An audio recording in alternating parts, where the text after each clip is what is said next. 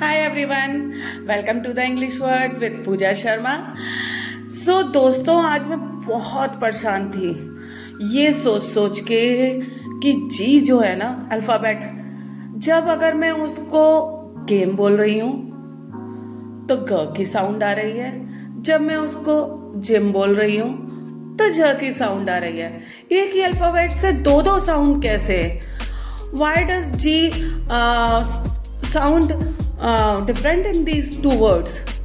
कैसे पता चले कि हमें कहाँ पे जी को ग प्रोनाउंस करना है और कहाँ पे ज प्रोनाउंस करना है? होती है ना ये दिक्कत। तो इसी दिक्कत को दूर करने के लिए मैं आपके सामने ये आज का सेशन लेके आई हूँ। तो जानते हैं कहाँ पे हमें जी को ग प्रोनाउंस करना है और कहाँ पे जी को हमें ज प्रोनाउंस करना है। ओके, देखिए, जब भी जी के आगे ए ओ यू अल्फ़ाबेट लगते हैं तो उसे क्या प्रोनाउंस करते हैं? ग। ओके, और जहाँ भी जी के बाद ई आई वाई अल्फ़ाबेट लगते हैं तो वहाँ उसे प्रोनाउंस करते हैं ज से। ओके, तो इसके कुछ एग्जाम्पल्स देख लेते हैं।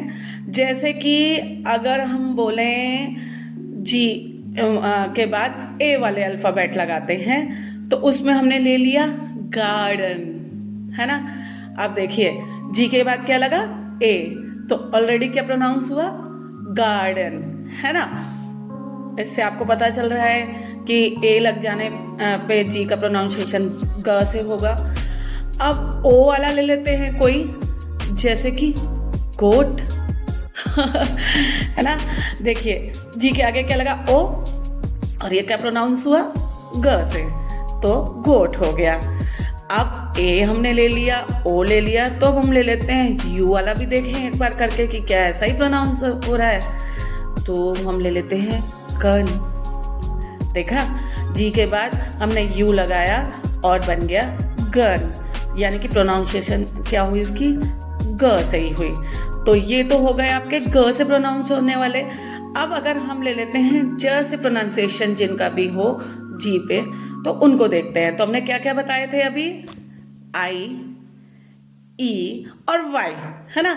तो हम स्टार्ट करते हैं। जैसे हम आई वाला कोई देख लेते हैं, जैसे हम देख लें जायंट, है ना।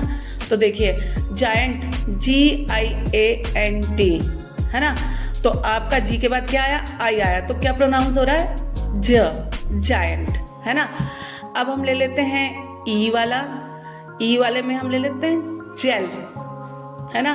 देखिए, अब जेल में भी क्या प्रोनाउंस हुआ आपका? ज।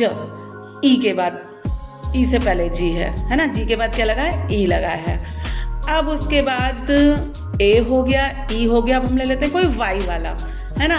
तो वाई वाले में हम ले लेते हैं जिम्नास्टिक, है ना। तो देखिए, जिम्नास्टिक क्या बोला हमने? जिम्नास्टिक, यानी ज ही साउंड किया, और जी के बाद क्या लगा है? वाई लगा है। अच्छा, अब एक ऐसा वर्ड मैं आपको बताती हूँ जिसमें दोनों साउंड आ रही हैं। देखते हैं, जायगेंटिक, है ना। देखिए, ज भी आया, ग भी आया।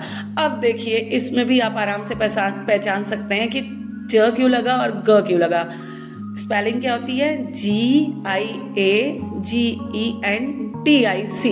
है ना। तो अब जी के बाद पहले क्या था? आई, है ना। देखिए, आई में हमने क्या बताया, क्या साउंड करेगा? ज साउंड करेगा, है ना। और गेंटिक, जी के बाद क्या था?